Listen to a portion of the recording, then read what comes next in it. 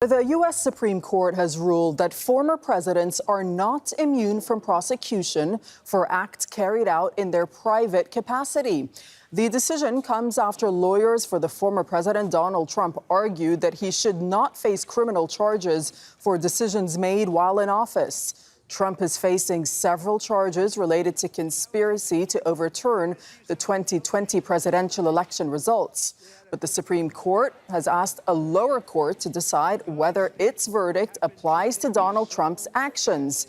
And this makes it unlikely that Trump's trial will take place before presidential elections in November. So the Chief Justice John Roberts wrote that the president enjoys no immunity for his unofficial acts, and not everything the president does is official. The president is not above the law.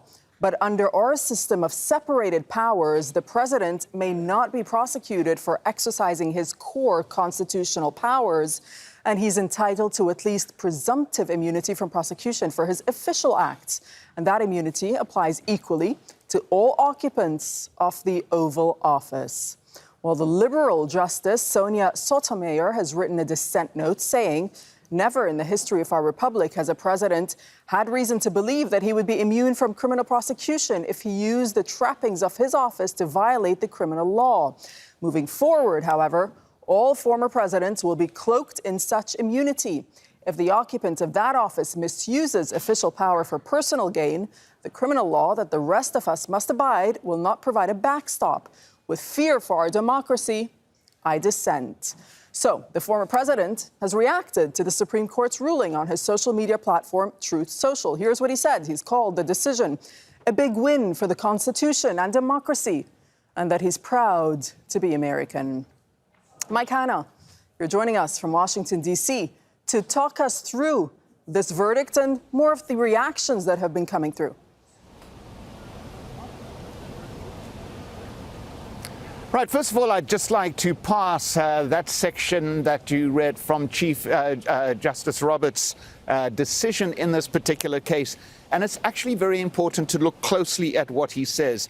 In particular, he uses the word presumptive. He is entitled, Trump is, to at least presumptive immunity from prosecution for his official acts.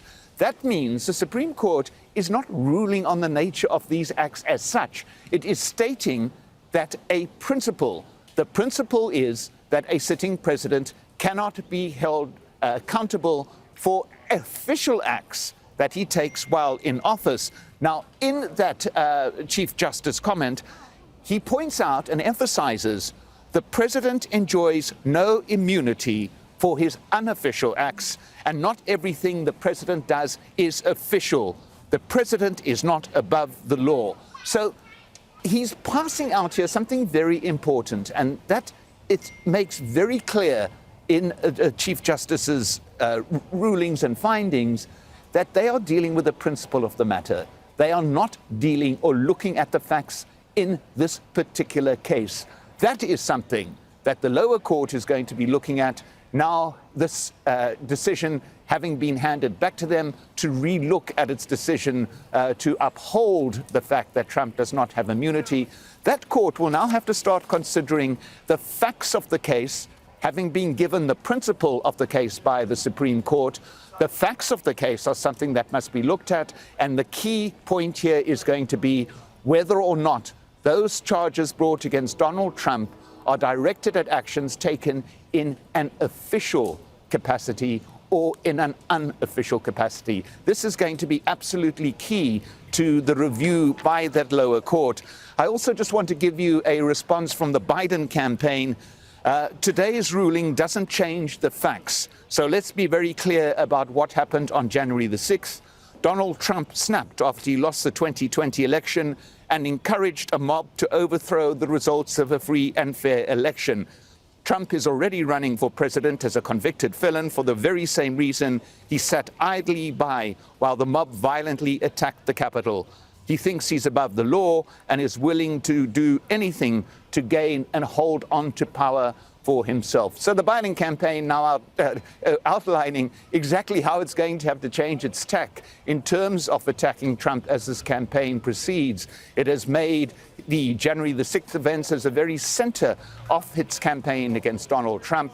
Now it has, to an extent, had that removed by the Supreme Court, insisting that Trump has immunity from those actions or from those official actions. So this brings us back to that key issue, and something that the Biden campaign is going to be arguing very strongly, is that this does not necessarily absolve Donald Trump from what happened on January the 6th. The court says that he cannot, on the face of it, be held accountable for acts that the court says may have been carried out in an official capacity. Now, this is going to be something for a lower court to decide once again. Bottom line is, though, this is not going to be resolved before November. Trump will not be facing these specific charges or a trial on these specific charges before that election. And that is probably the most important thing to take away at this particular point. Okay, Mike, thank you so much. You've answered all my questions, so we'll leave it there for now. But thanks so much for breaking it all down for us. Mike Hanna reporting from Washington, D.C. We'll now speak to Claire Finkelstein, who's a professor of law and philosophy at the University of Pennsylvania, joining us from Philadelphia. Welcome to the NewsHour. Claire Finkelstein, did you expect this ruling? This was the worst case scenario. This is one of the possible outcomes. I did not think that the court was going to grant total immunity. Nobody thought that. That would have been very inconsistent with its prior rulings. But the remand to the lower court and the finding of partial immunity was a distinct possibility. It was, in my mind, however, a worst case scenario. So, look, speaking of the lower court, I mean, what does the lower court decide next once this case gets to the lower court?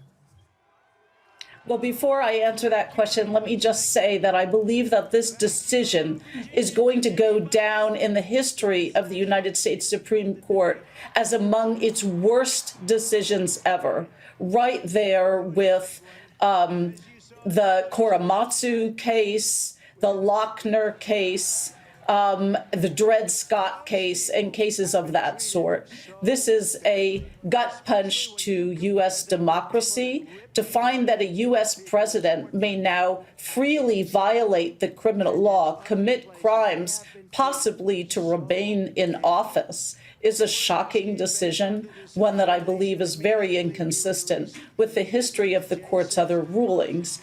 And so I just want to make sure that that's clear for your viewers, how extreme this decision is, despite not being a complete and absolute absolving of all presidents for all times. Now, as to the lower court, of course, it will now fall to Tanya Chutkan to minister over the separation of personal capacity acts from two other categories that the court has identified, which is core acts committed in the core constitutional capacity of the president's constitutional duties and official capacity acts. So Justice Roberts distinguishes those two categories from one another and says that presidents are entitled to immunity in the first category, acts within their core constitutional capacity, and are entitled to a presumption of immunity within their official capacity. Right. Look, on that point, Claire Finkelstein, look, I mean, are there going to be many questions now being asked about what is an official presidential act? How is that defined? Will that now be the crux of the issue, how one defines official versus unofficial? Precisely. That and the other category of what constitutes a president's core constitutional duties. Now, I would think that in this case, Tanya Chutkan will be clear, and there will, of course, be arguments and briefs to this effect, but that the president was acting here in his personal capacity because it was part of his election campaign. And that is the archetype of the Personal Capacity Act. So the speech that he gave on January 6th, in which he encouraged everyone to march down to the Capitol, that was a personal capacity speech. And so on remand, it shouldn't be difficult for the lower court to find that he does not have immunity for the acts of January 6th. But the larger point will hold, and if Donald Trump is reelected, it will be a signal to him that he can commit crimes as long as he cloaks them in the language of official capacity and gives as the reason for his action some official basis for his action. And that will be true for every president going forward. Going into all of this, Trump had argued that without immunity, presidents would be hamstrung in office, always fearful of being second-guessed by a zealous prosecutor after leaving the White House. That's what he said going into it. And now, of course, there's been a reaction from Trump. He's called this decision a big win for the Constitution and democracy, and that he's proud to be American. What do you make of that reaction? So no president has ever had immunity in the past. There has never been a declaration of substantive immunity for presidential crime anytime in our past. And yet people have still wanted to be president and have still proceeded without fear of performing their duties as president, and have understood nonetheless that they were not above the law and that they would be subject to criminal prosecution after leaving office.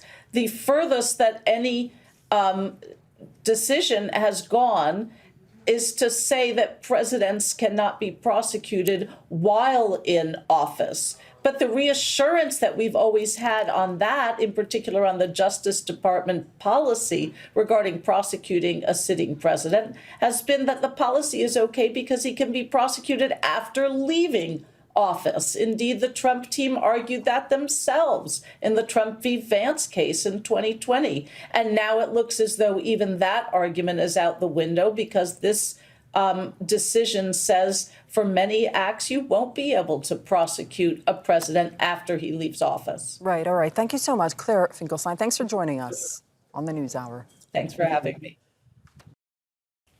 Make sure to subscribe to our channel to get latest news from Al Jazeera.